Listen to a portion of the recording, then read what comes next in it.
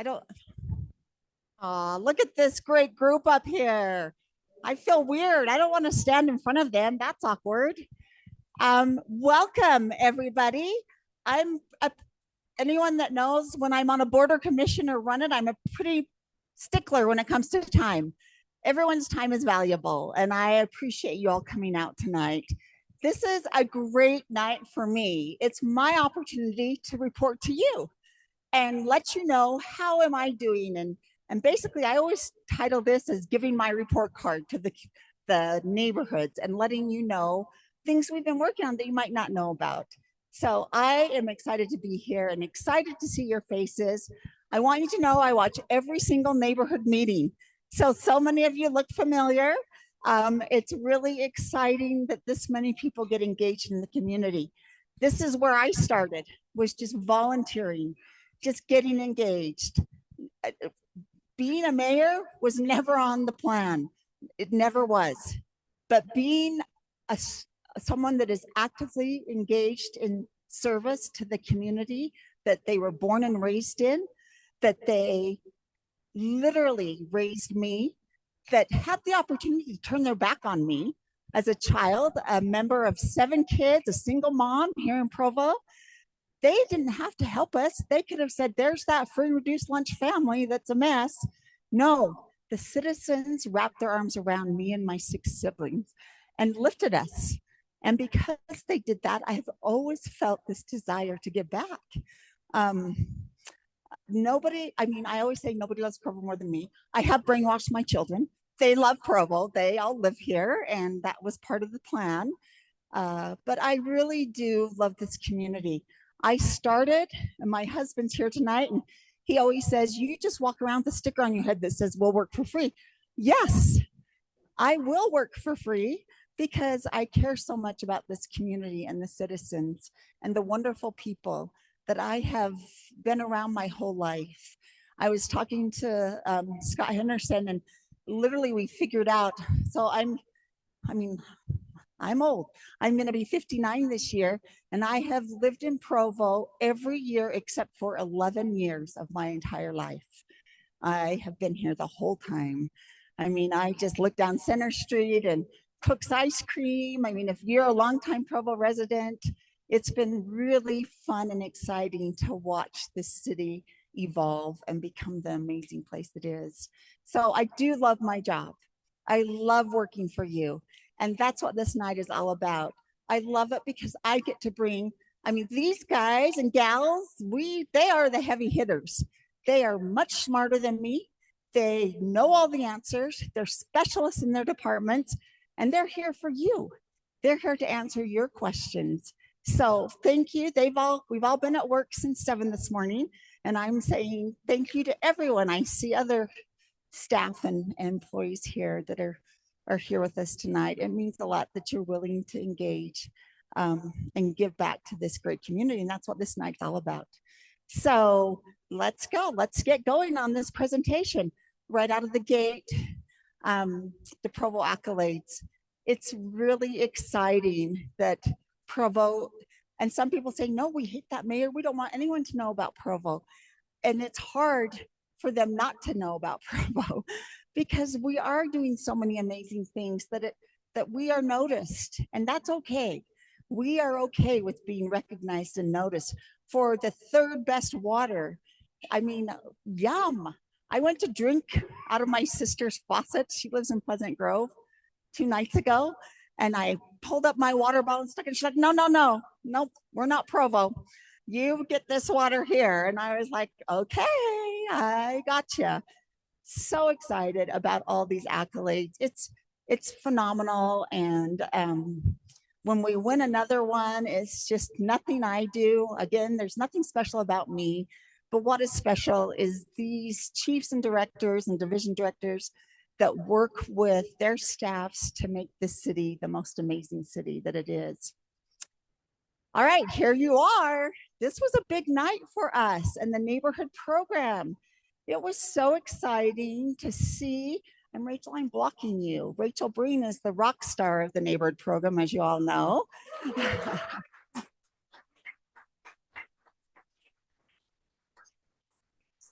But this was such a wonderful evening for myself and the city council members. By the way, I saw Gary. Hi, Gary. And are there others that are here? Catrice, where are you? Oh, my, you're way in the corner, girl. Anyways, this again,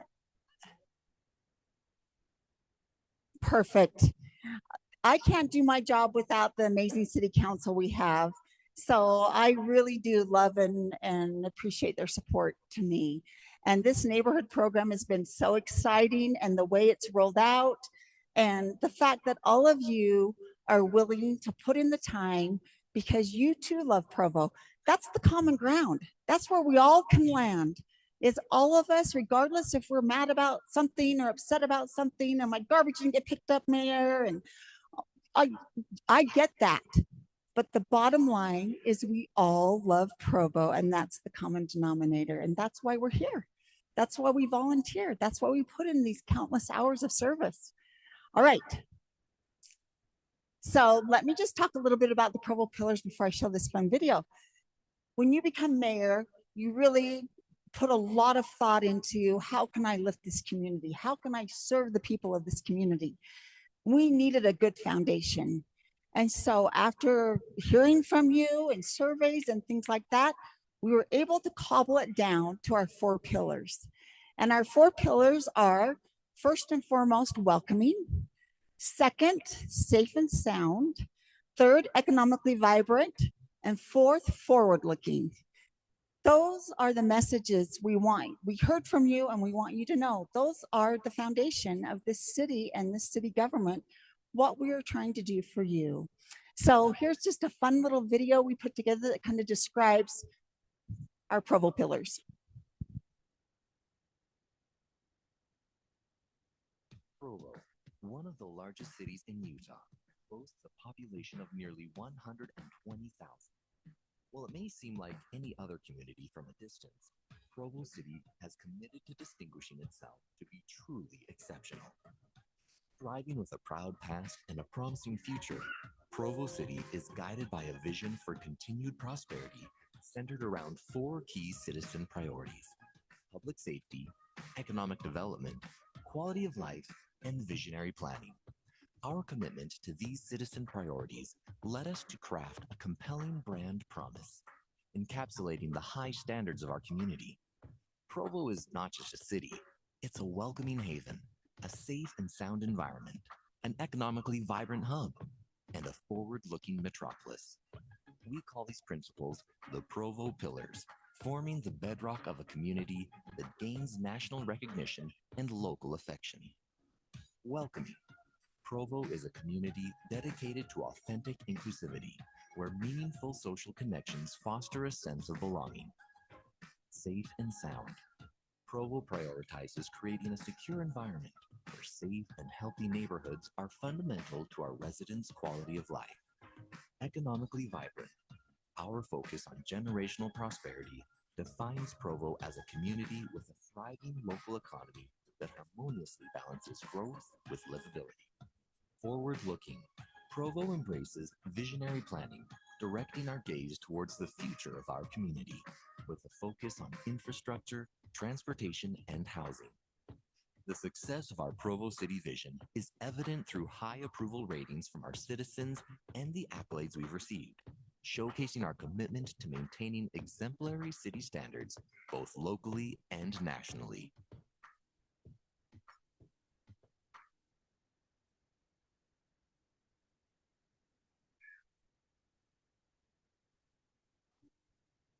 So when you see all of these exciting things that are going on in the city, you probably ask yourself, how are we paying for these?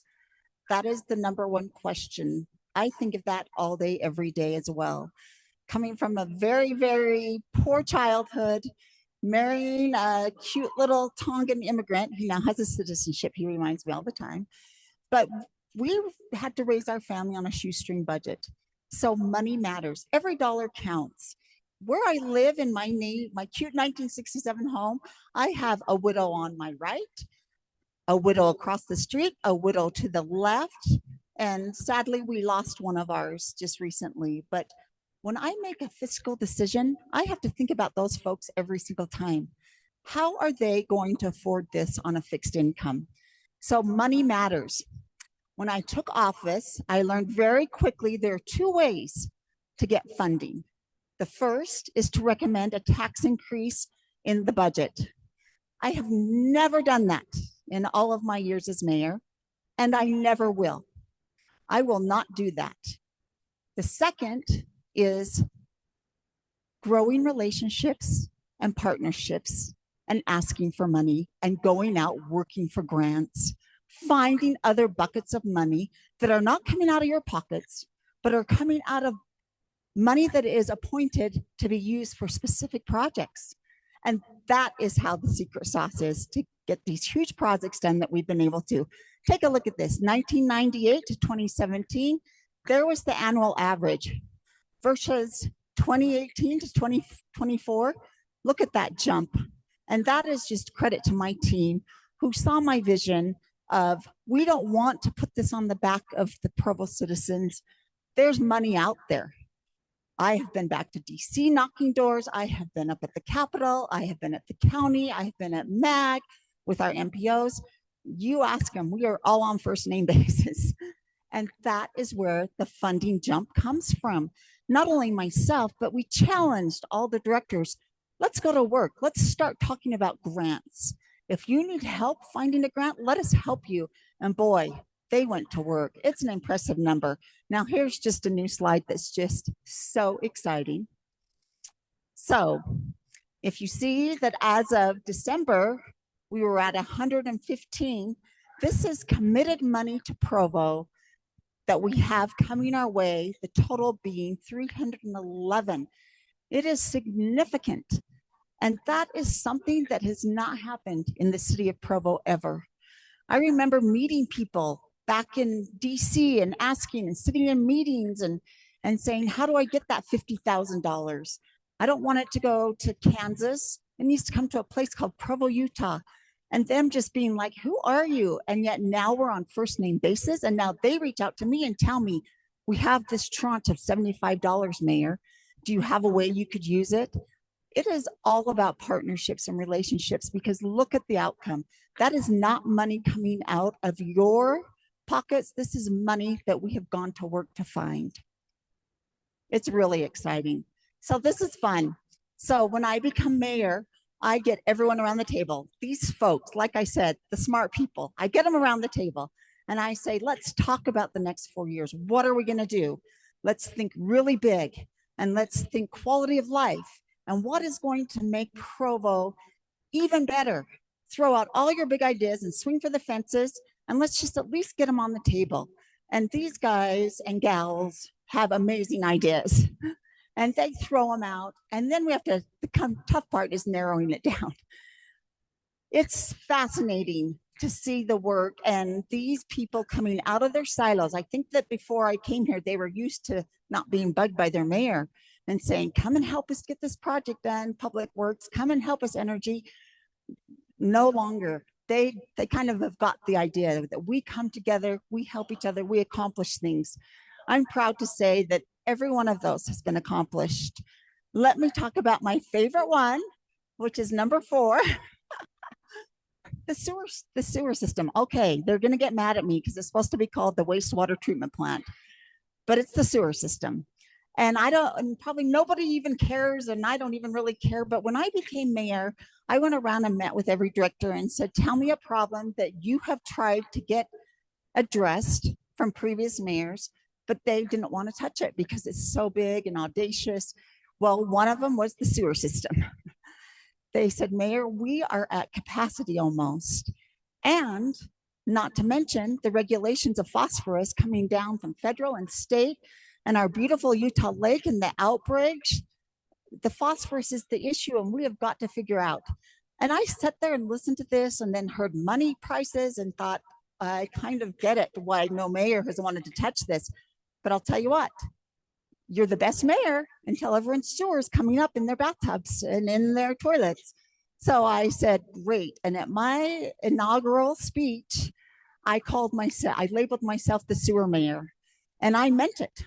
And it was fascinating because I went back to a meeting with a lot of mayors, and one of the mayors, he was awesome. He was just a wonderful person. And he was from Kansas City, Missouri. And he said, "You're the sewer mayor." And I said, "I am the sewer mayor. And we're going to solve our sewer problem in my city." It's exciting. And let's just show a little video. Do you want me to go to it, Rachel, or do you want to jump to it? That kind of explains a little better. All right. What is a wastewater treatment facility? A wastewater treatment facility takes municipal sewage, basically what comes from your toilets, sinks, drains, and cleans it so that it can be re-released to the environment.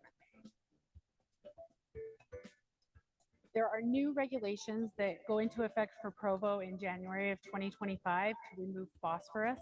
And phosphorus is one of the nutrients that causes the harmful algal blooms that happen in Utah Lake. And so it's to limit that and reduce algae blooms.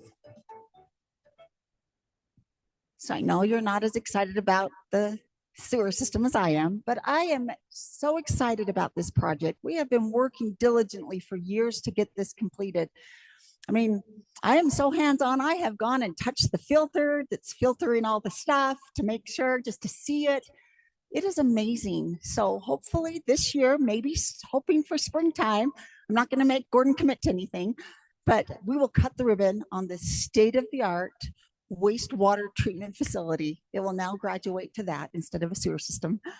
And we will want all of you there because it is something to see. We have had people fly in. Even what country was that, Gordon? Was it Brazil or?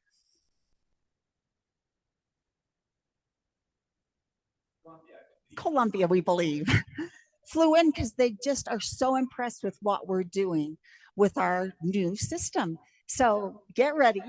No need, no worries. You're going to be able to still wake up in the morning, flush your toilets, brush your teeth, get your drink, all those things, because that's my job as your mayor. I need to make sure your basic needs are met. And this is a huge lift. So I will give more credit to all the people because they've done all the lifting when we cut the ribbon, but we will make sure you're all aware of it so you can all come out. It is an amazing facility to tour. It is amazing. All right, let's move on to the next one because I could talk about. All right, did anybody come to our ribbon cutting of Fire Station 21? I recognize you that were there, some of you. Let me tell you about this fire station. It is so exciting. Right out of the gate, not a single taxpayer dollar to build this and open it. That is really exciting to me. I'm getting goosebumps over that. That's when you know that you're in the right position doing what you should be doing. That means a lot. This state-of-the-art Fire Station 1 is the first one we've had in downtown that has, Chief, what's it called? I know it's a fire truck, but what's the real name? A ladder truck. We've never had a ladder truck in downtown Provo because our old one could not accommodate it. So here we have this historical, beautiful downtown Provo that would need a ladder truck if a fire broke out, right? Now we've got one right here that will help protect our downtown Provo, take care of us, help with all of the things going on in this area.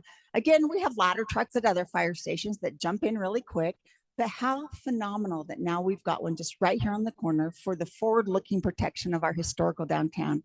It's exciting. Chief Hedman is amazing. And, you know, how do you not love the public safety? They're the favorite golden children. And sorry, directors, you all know that already.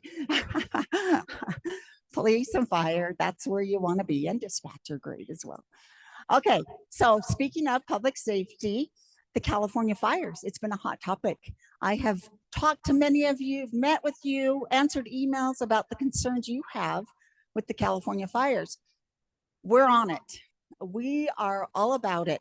This is a picture that was taken down because we sent 6 firefighters down there for 16 days with our brush truck. So a brush truck and one was a command and a pickup to go and work the California fires. This is a photo of them. The beauty of this when we send them out to the other states to help is we learn so much. So these people come back with so much information that is, they give feedback to us and make us a safer community. And we are on this. You'll soon be getting more pushed out information about fire safety. We already do so much more than any other city with our WUI program. I mean, there's just a lot that we're already engaging in, but we're going to do more and we're going to do better.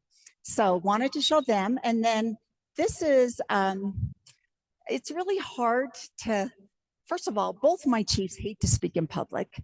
And I can honestly say that because I'm always pushing them to the front and they're always pushing me to the front. So when I wanted to do something to thank them for everything they do for us, we came up with the video, and it's just a really special, tender video. And so take a look at this.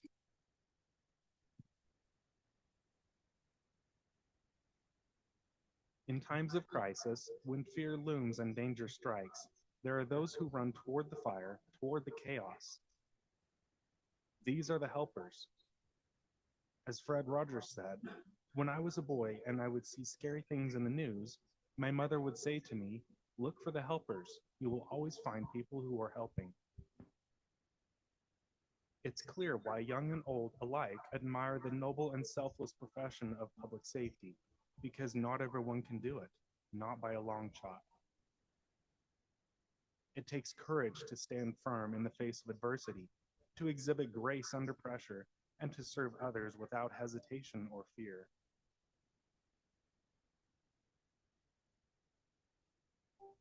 Provo City stands firm on the Provo pillar of safe and sound, knowing that safety is what matters most to our residents. Our city is setting safety standards across the country while always striving for our own Provo standard of exceptional.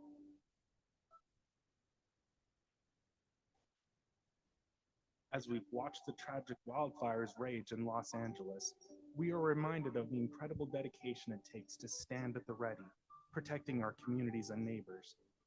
These brave men and women, our police officers and firefighters, choose to serve no matter the cost.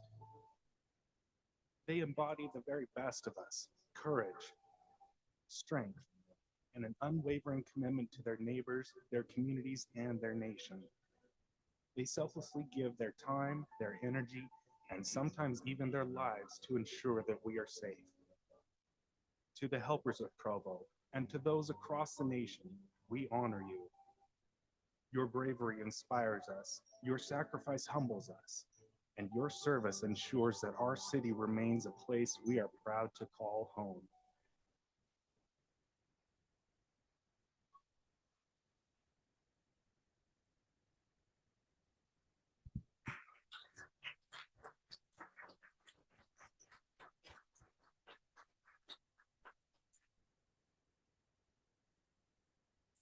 Rachel and I are just on it too fast. Sorry.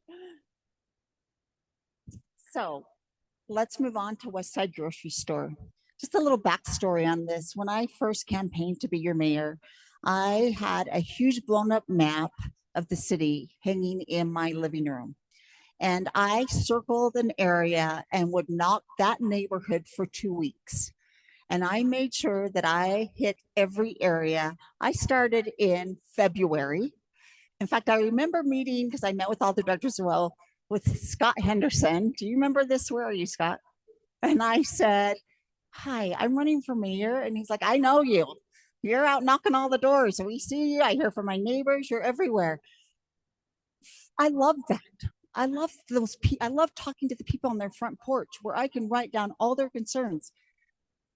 Number one concern, West Side Grocery Store. I hear you. I have heard you. I understand. I want you to know that when I won this seat, I came in and my deputy mayor can vouch. I said, this is a priority. We are going to hold a weekly meeting that will never be canceled until we land a West Side Grocery Store.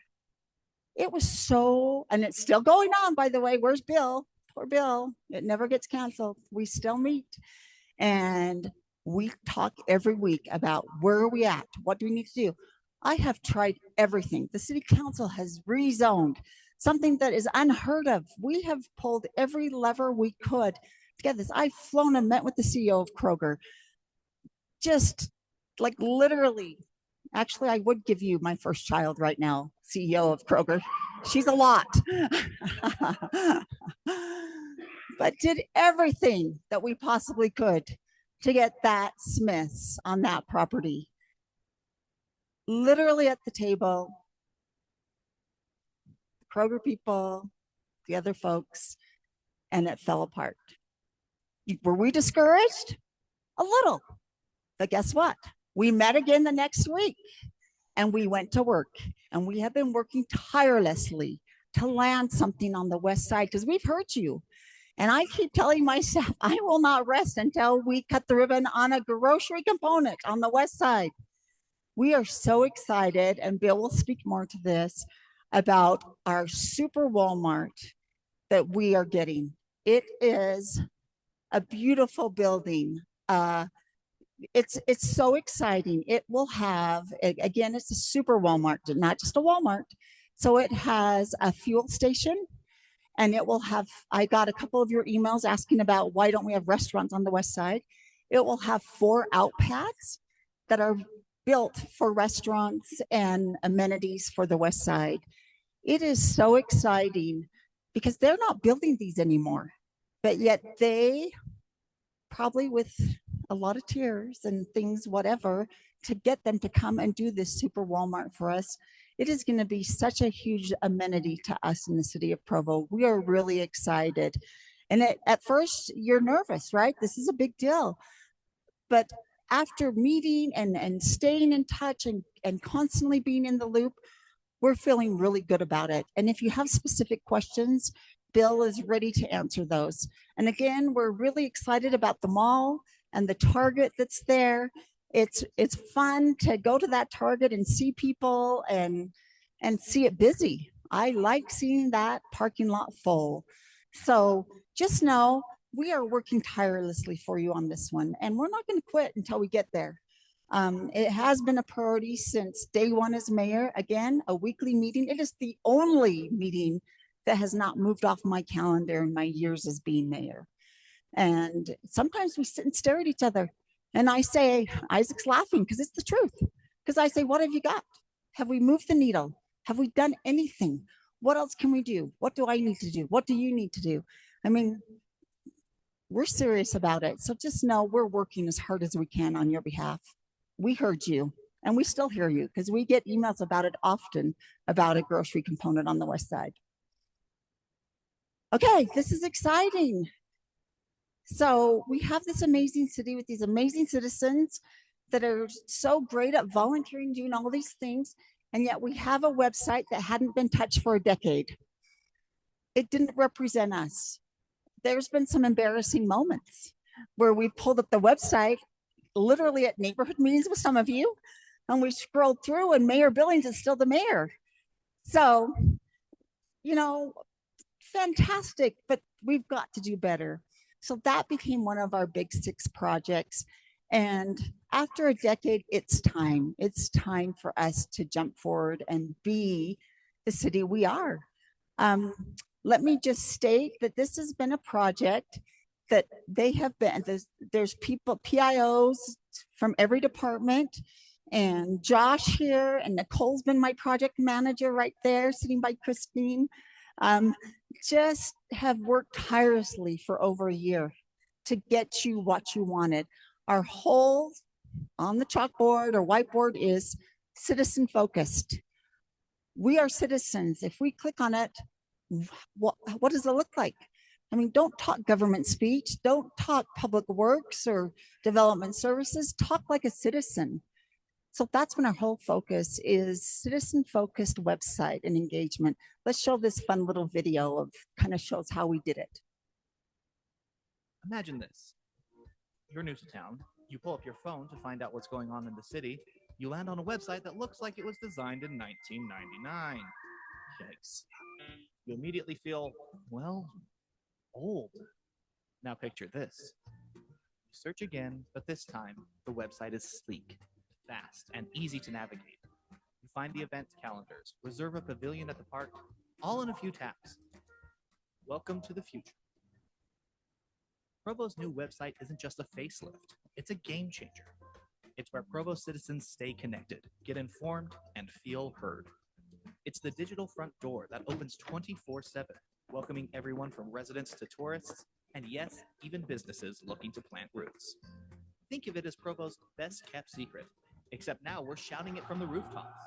Easy access to city services, real-time updates, and you can even chat directly with 311.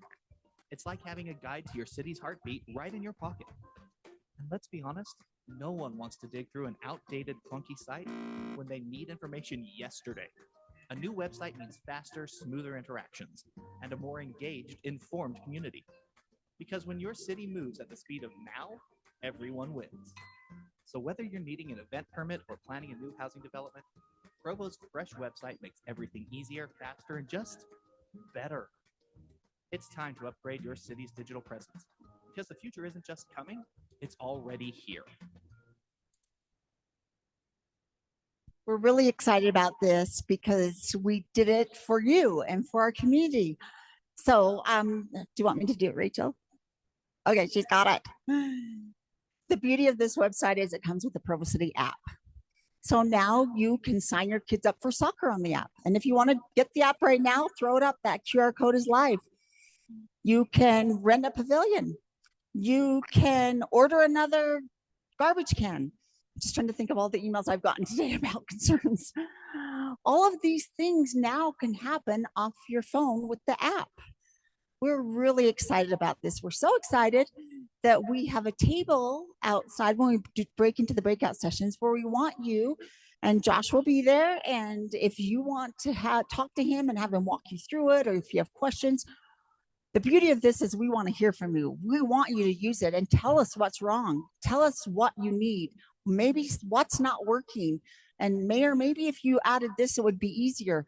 We want your feedback because this is alive and living, and it can be fixed, it can be changed, it can be added to, something can be taken away. It's ongoing. So I want you to use it. I want you to let us know how we can make it more user-friendly. We would appreciate that. We're excited about it. All right, this is the fun part. We got so many emails and questions from people, and it's just, we love that. That's our job. We're here to answer your questions and take care of you. So we thought, what do we do? Do we do the regular raise your hand or submit your question? So we had this brainstorm that I really want you to get to know the people that run your city. And that is these folks right here. So I'm going to have them stand and introduce themselves and give a one sentence of what they do. And then we're going to we have tables and things set up out here for a breakout session. Grab a cookie. Pick which one you want to meet with and talk to specifically. If you don't have a question or concern, go meet these people, because the day will come when you have a concern or a question and you're going to want to know them. They want to get to know you by face and by name. I will be out there as well. I think we decided, because Public Works is so popular, Gordon is so amazing, that we're going to keep Gordon in here. And I will go out there with my office to answer questions as well. But before we go into our breakout, I'm going to have them each stand and introduce themselves. So let's start, Josh. Testing for everybody else. Are we on? Okay. Hello, I'm Josh Ehrig. I'm the head of IT for Provo City, and I'm really excited to meet you all and really hear your feedback, because as the mayor said, this is our start for the website. We have a great technology stack, and we're working tirelessly to improve it and add more online transactions over the coming months. So really excited to hear from you. I'm Scott Bunker. I'm the director of Provo City Power. Scott, hold it like an ice cream cone. Okay, sounds good. And our goals are to be the most reliable utility in the United States, providing superior customer service and a safe environment for our employees while being as sustainable and as financially, fiscally responsible as we can. And so that's what we hope to do. I'm Carla Gordon. I am the director of the library, and we keep the library going. I'm Troy Beebe, chief of police. In our mission statement, it's basic. We work with citizens to improve quality of life. I'm Jeremy Hedman. I'm the fire chief. It's an honor to be here, and it's an honor to serve as the fire chief for an amazing city and an amazing fire department. John Borgett. I'm the Director of Administrative Services. One of the primary areas that I oversee is the finance and the budget. So if you have questions regarding finance and budget, I'm happy to answer those for you. I also oversee IT, our recorder's office, our facilities division as well, as the Justice Court. My name is Brian Jones. I'm the city attorney. Our department of 10 attorneys and 6 support staff provides legal services to the council, the mayor's office, to these other department directors, and we also prosecute misdemeanors in the justice court. My name is Gordon Haight, and I'm the Public Works Director, and we provide many services, and we really look at the employees or the residents as being exceptional. And so we feel that we have to provide that service, whether it's sewer, sanitation, water, take care of the roads, storm drain. All those things are really great for us to take care of, and we really have a passion to make sure we're doing that for the employees. So, or for the residents, make sure our employees do that for the residents. And so if you have any questions about that, I'm here all night. I am Brian Torgerson. I'm the division director for the Provo Airport. We are committed to providing alternatives to you here in Provo so that you never have to go to Salt Lake City again for any reason. So, I'm Bill Pepperoni. I'm the Director of Development Services Department. Development Services includes planning and zoning, building inspection, economic development division, RDA, and parking enforcement. Hi, I'm Amanda Erkenbrock. I'm the Director of Provo 311 Customer Service. We do your utility billing, business licensing, special event permits, passports, fingerprinting, anything you need, call us at 311. My name is Foster Watabi, and I'm the Assistant Director of Parks and Recreation, and we are your one-stop shop of play. We have amazing facilities and parks, and we just enjoy. I guess I'm used sitting with the directors because I was the former Director of Parks and Recreation before becoming Chief Administrative Officer. And my task is summarized by providing effective and efficient operations of Provo City, working with the mayor. My name is Daniel Softly. I'm the Director of Human Resources for Provo City. Our mission is to provide a positive work environment so that we can attract and retain the qualified and trained people to do all these very, very important things. Mayor handed this to me. I'm Isaac Paxman. I'm Deputy Mayor, work on special projects, work on our legislative efforts, also work with some of the departments and as an advisor to the mayor and other tasks as assigned. Hello, my name is Nicole Martin. I'm the communications director for the city, and so I'm responsible for all of the storytelling that happens. So I'm reaching out to residents, your newsletter, your website, all of your social media, contact with the media. I'm the liaison with media outlets. So however I can get good information to you in a timely fashion, that is my goal. My name is Kay Neves, and I am the assistant to Mayor Kaufusi and provide support for Isaac and Scott as well. If you need an appointment with her, you're going to get me, and I'm happy to facilitate that. So don't hesitate to reach out to us. I'm Heidi Wallstad. I also work in the mayor's office and offer whatever support they need. I schedule meetings and just kind of take care of whatever is needed. No 2 days are the same. I love the variety. I love this group of directors. They're amazing and they work for you, and I can testify to that. So. And if you were paying attention, which I mean, nobody really does except me, in the mayor's office, I have our total staff for one of the biggest cities in the state is 5. We are all about efficiencies. We believe in that. And because I believe in that, we live it. There are other mayors with cities that are half the size that their mayor's office have 8 to 12 people running their mayor's office. No, we are all about efficiencies. I'm not going to ask my directors to be efficient without leading by example. So that's just one little fun fact about the mayor's office. And the mayor's office will be out here as well. So at this time, we're going to take 20 minutes. So find your people that you want to talk to, and let's move out to the breakout session. Then we're going to come back for a fun little closer. So let's go ahead and move out. And by the way, we also have every question that was sent in has been answered. So here's the handouts if you would like a hard copy. Rachel also is going to email the answers out. So if that was one of your worries, is one of the questions you previously emailed, we've got your answer for you. So pick another question. We're here to answer them. But directors, let's all move out, and you'll find there's labels with their names and their titles.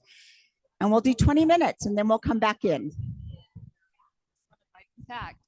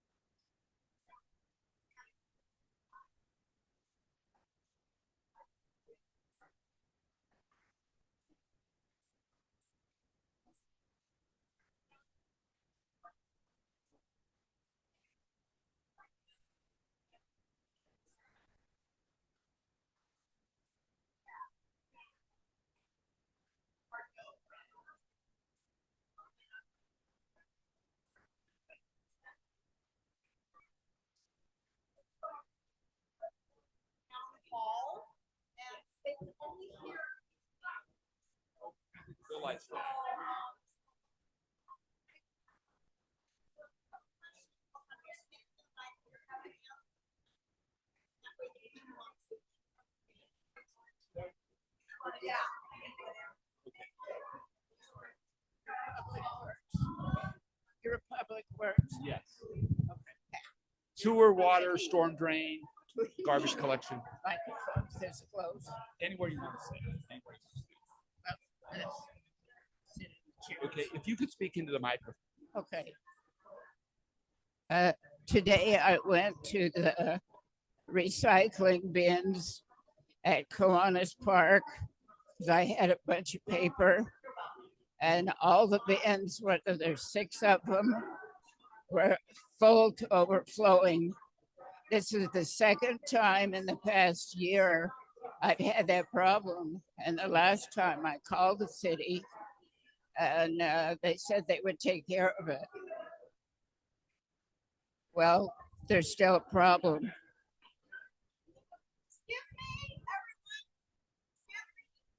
This is our Zoom group. So we want to be able to hear the questions and answers, especially the people on Zoom. So this is our time to talk to Gordon Haight about public works questions. So if you have other questions, please go out in the hall.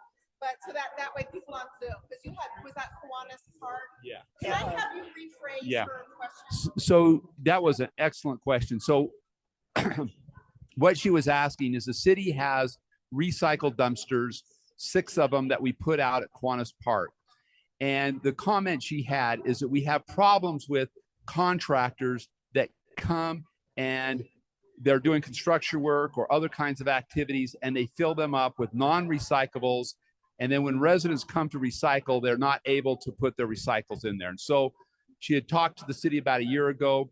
We have had cameras up there. They've been vandalized. We've had police up there, and we've caught some, but it's a 24-hour. They generally come late at night, and it's been a problem. So what we have done, we are now negotiating a private place that we're looking at a gated location up on city property that would only be open during the daytime, so we can control that. So right now, in next year, you're probably going to see the ones at Kiwanis Park disappear, and it's going to be behind our public works station that we're going to put the recycle, just because we can't control it on the park, because we'd have to have people stationed there 24/7, and it's just not practical. So we have to change the location. Is there an alternate place to take paper? So there are a few other locations, and I don't have them off the top of my head, but we will continue to use Kiwanis Park. We're going to keep trying to enforce it, but we are going to remove the location this summer. All right. Thank you. I saw recently on the news there's like a sinkhole and someone's car got there's like a whole drama with the car and he almost got really hurt. I'm wondering, do you know if there's like ways we can like predict sinkholes or like see if there's like a dip in the road? Like, how do I know if it's just settling versus like it could potentially be something to worry about? Yeah. So a few months ago, there was a story in the news about a sinkhole in one of our roads. And so this road, I went up and had the opportunity to look at. A car went into it and got some damage. This particular sinkhole was a result of an old water line that sprung a leak, and it had been leaking for a long period of time till it had removed the sediment under the road and it collapsed. So this one wasn't like a natural one. This was something that was created by an aging pipe system. So what we're doing is we're putting together a sophisticated GIS system, see where our leaks are, the age of roads, and we're now putting a much more concerted effort to replace these pipes. They're no longer able to be repaired. They just have to be replaced.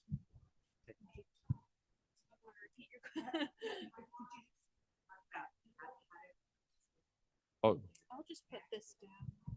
okay. So she did. No. So the first question that maybe people didn't hear was about recycling and how to make sure that we can recycle. So one of the things that has happened about a year and a half or 2 years ago, our plastic and paper and metal recycling was receiving about 50% contamination. And what happens when it's contaminated, we can't sell it to the recyclers. And so we end up having to pay tipping fees to take it just to the landfill. Since then, there's been quite a significant outreach by our sanitation department, and we're now below 25% of contamination, which is really important because we do take the recycling seriously. We ship it, we sell it, and it goes back and it protects our environment. So it is really critical. With green waste, we recycle 100% of that in our composting yards, and we sell that back out or use it for our own purposes. With the others, on the website, on sanitation, it lists specifically what will contaminate in terms of plastic bags and other kinds of things.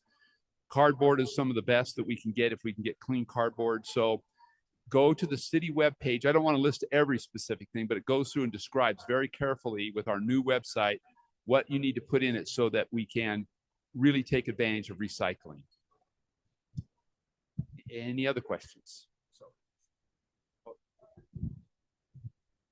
Do you think it would ever be possible for an elderly couple in Ogden to get on tracks to fly out of Provo? Okay. Yes. So what we've done every month, we meet with UTA and UDOT to talk about what we can do.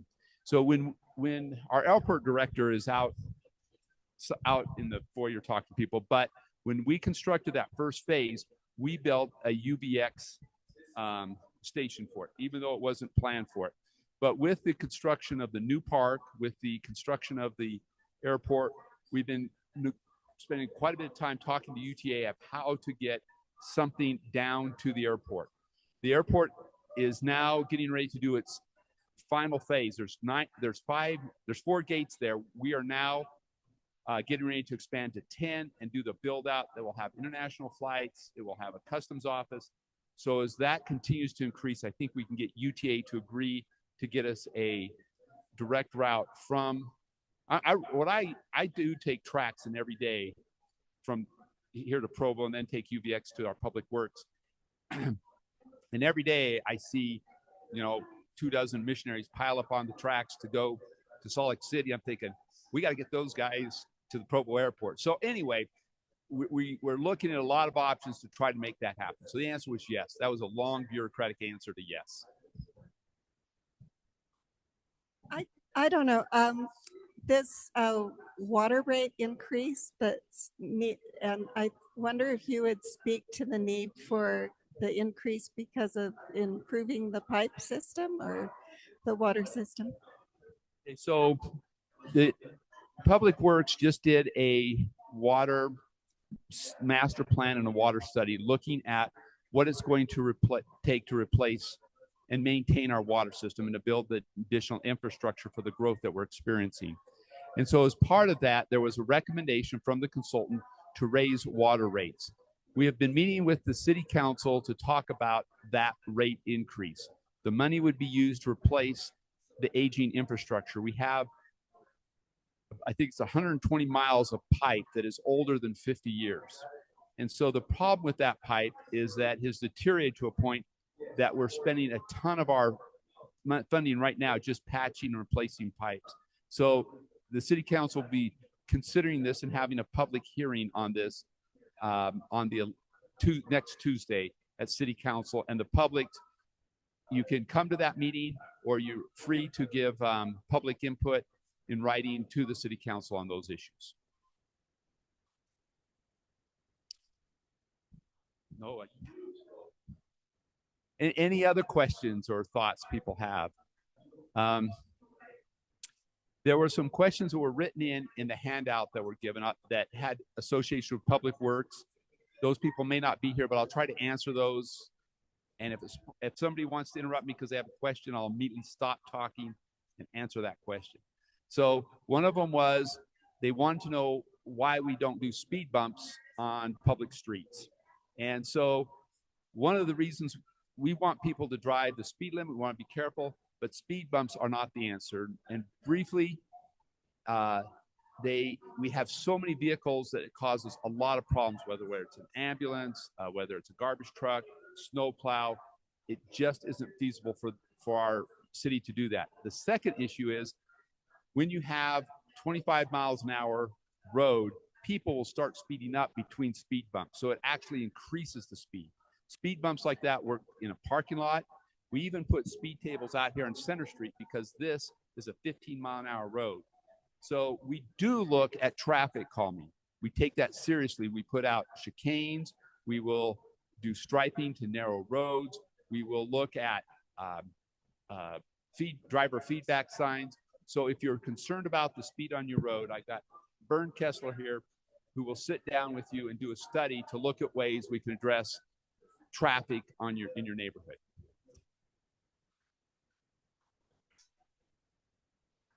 So they recently, I know it's a UDOT road, but I know you know those guys in interface and things, but universities slowed down the speed limit, but it seems like nothing changed. People still go 60 on university. Any strategies coming that we can get excited about? Yes and no. So again, Vern over there, he's working with UDOT on a grant. It's a raised grant, about $5 million to work on university and on Second East. And we are gearing up to do it. And that's the yes part. Now, the no part of that money is the federal government just canceled all the grants. So we may not do it now, but we were thinking about it. We'll have to watch what comes out of it, and then we'll tell you if we get it or not. So it would have been gone for active transportation along the road to kind of promote better bicycle pedestrian access, which has a tendency to slow traffic down when you start narrowing, giving asphalt width to so it would act in that fashion. So I gave you a very bureaucratic answer. I don't know anything that's going to happen yet, but the money was there and now it's not. And it may show up again.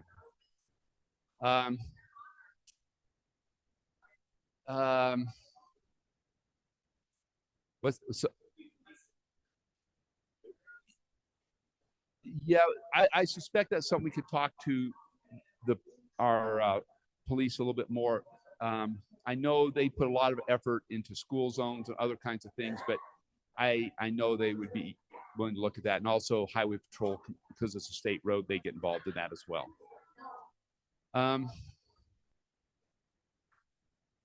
Vern, do you have a joke? No. So if you have any traffic issues, Vern's the one that can address those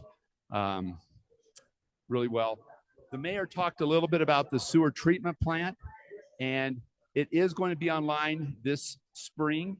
And so that's kind of exciting for us. We will be significantly reducing phosphorus, and this plant will last us to build out. If you ever want to, we'll give tours. We'll let people come and see it, but it's fascinating how that works. The other thing that we're doing across from the Riviera Apartments on University, the mayor was exactly right. We're getting a lot of grant and funding outside of the city. We're building a brand new water treatment facility that will last us to build out. So that will be done in about 18 months to 2 years. And that will, again, provide water for Provo forever. It's a great facility. Again, very sophisticated. This next month, they'll be putting the walls are going to start going up. And this is kind of interesting. So Provo City's been around for a long time, and so it has a lot of water rights. And so we have enough water to give to our residents, and we have additional water. The last 20 years, Utah has been in a drought, and we're just now starting to see our well levels drop. So we had 20 years of water storage in the ground that we've kind of depleted. So one of the things we're doing with this water treatment plant is when we're not using that water, we pump it up into the canyons and we let it go into the subsurface that's recharging our wells. So we're not using that water, we're storing it back underground. And once we get it back to the level, we'll have another 20-year, we're good for another 20-year drought. I don't know if that is comforting, but that's our long-range sustainable program that's a little bit unique and out-of-the-box thinking, and that should be online, like I said, in about 18 months. And so you can go up to some of our parks and you'll see these rock areas where there's water, then it just disappears, and it's just going into the aquifer to recharge our wells. So is this new wastewater treatment plant going to stop the bloom on Utah Lake? No, because there's a bunch of other plants all around the lake. It's just that the Provo one won't be adding to the problem. So as each one comes online, it gets better. Now, Utah Lake has a more sophisticated problem. There's a lot of factors in that it's shallow. It's just that the nutrients that the sewer plants have been putting in there has accelerated and helped cause it to be a worse condition than it needed to be naturally. So by pulling this out, we're doing a first step to try to help make it a better lake. Some other things that are interesting I get involved with waste management, picking up the garbage and things. And so to get involved in that, I ended up doing a ride-along with a garbage truck. You'll hear a lot ride-alongs with fire, police, but you never see somebody's bucket list to ride along in a garbage truck. It's worth it. It's absolutely worth it. The seat that you get to sit in is awful because we don't spend any money doing the passenger seat, so you will be beat to a pulp. These guys get up at 4 in the morning, so that's when I had to show up, and we go on this ride along. They go between garbage can and pickup is every 7 seconds. They can put 500 garbage cans inside of a single truck before they have to dump it. Once they get into a groove to catch every garbage can, and again, there are cameras, they have to monitor, so they have a joystick running the side while they're driving, and they're watching the cameras to verify what's being dumped in, that somebody's not putting something illegal or toxic or problematic. And so I'm going with them for about 4 hours. I'm pretty beat up, and I said, I want to go back to Public Works. They said, you got 7 seconds to jump out, so they don't care who you are, even if you're a Public Works director, so you got to call somebody to pick you up, because once they're on a groove, they have cameras watching every pickup to make sure that every can is picked up, and we monitor everywhere they go, so it's a pretty sophisticated system. It looks like they're coming back. Say that again? All over the truck. So we have about 4 cameras on the truck watching cars so they can see everywhere around them and then what's going in. All right.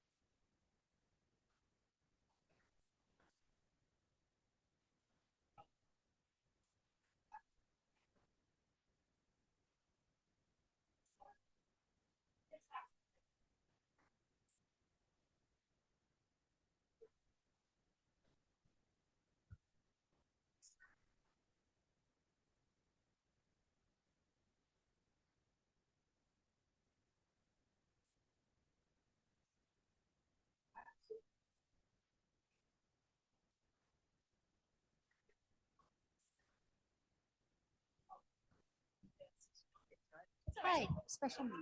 I met Jack. Jack is my boyfriend. All right, let's all gather back in and try and just wrap things up.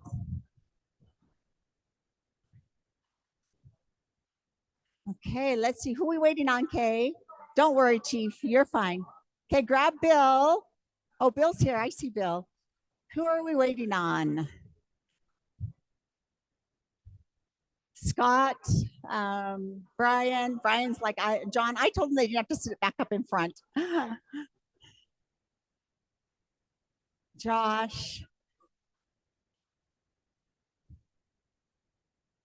Okay, Scott and Foster's who we're missing, but they'll work their way in. I don't want to keep you any longer. And again, I really value you and appreciate you giving up your evening tonight. That's a big deal to come and spend time with us. It means the world. And I'm seeing your smiling faces, and it's really fun because I see the backs of your heads in the meetings, and then I see 1 or 2 of your faces when you're conducting. And so this is really fun for me. Again, thank you for coming out. We thought we'd end with just a fun little Provo video because like I stated earlier, the one thing we all have in common, regardless of our concerns, our issues, our personal feelings, is we all love Provo. And that's where we can land, is we all love this community so much that we're willing to give up our Wednesday nights and come and learn about the community we live in. This was a fun video, and I already know it's not the same basketball coach at BYU, but this video was made right when we joined the Big 12 as a welcome video for the folks that were coming in for all the Big 12 events tied to BYU. We are a college town, and we love our friendship and partnership we have with BYU. They play a huge role in our community. So we made a video that went out to all the Big 12 cities, and it's just fun. But again, I do know my basketball coaches, and Mark Pope was so great, and we miss him, but we got a new one, so we'll need to make a new video. But let's go ahead and roll this. Hi, I'm Mayor Michelle Kaufusi. We're excited for BYU to join the Big 12 Conference to showcase our athletic talent and our exceptional city. Welcome home is our city slogan, and that is exactly how we want the Big 12 schools to feel when they visit. What better way to welcome our visitors than to share what we love most about our community and know they will too. I love Provo. My favorite thing in Provo is the amazing nightlife. That's one of my favorite things too. While you're here, you could dine at one of over 70 one-of-a-kind restaurants in our historic downtown Provo. Travel back in time to the 1800s. Break a sweat or get wet.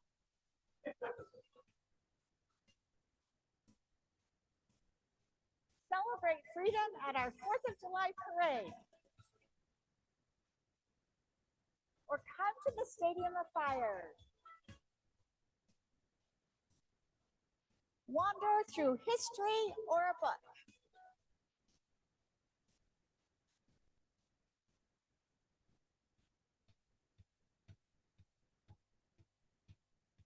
Embrace Olympic glory and skate like an Olympian.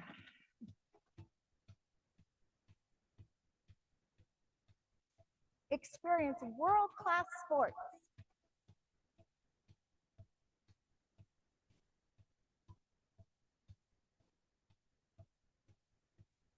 Jog our river trails.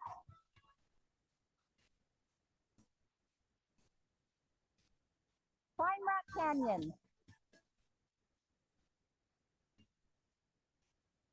Fly fish the Provo River.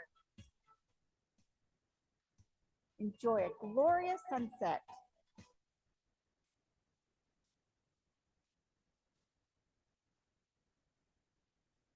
Ski world famous Sundance.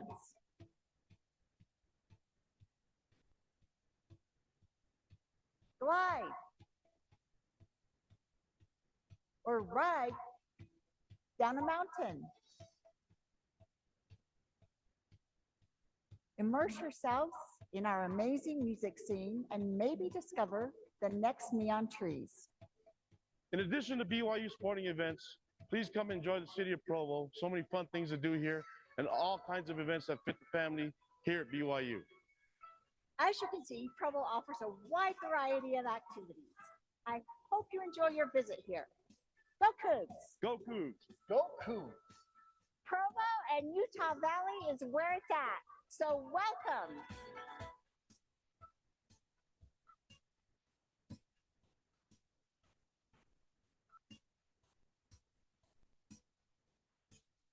Getting goosebumps again. I mean, there's something wrong with me, but that is just how amazing our city is. There's so much to do, and it's just the most beautiful city. It's the most wonderful place to live. I always tell my family, you're going to carry me out in a wood box because I'm not going anywhere. I love this community and I love the people. Again, thank you for volunteering. We also threw up, in case you want some more reading for fun, those of you that want to read, every year we do a highlights report that every department submits that literally tells the story of all their achievements and their hard work and the things they've been focused on for the previous year. So this is 2024's if you want to download this, or we can have Rachel send it out as well so that everyone gets a chance to really dig in and see what we're doing in the city and what we're doing for you. All right, this last slide is my contact information, and I have cards with me. Oh, I need to click it. I left it. Thanks, Rachel. We want to serve you better. We can improve every day. We don't have all the answers. I don't. These guys and gals do. I don't. But I can go to work and get you answers, and I can find things out that you need. And I am not afraid of hard work. So put me to work and don't hesitate to reach out. And again, thank you for your volunteering. That's what makes this community so great, is all of your hard work and your endless hours of service. So thank you.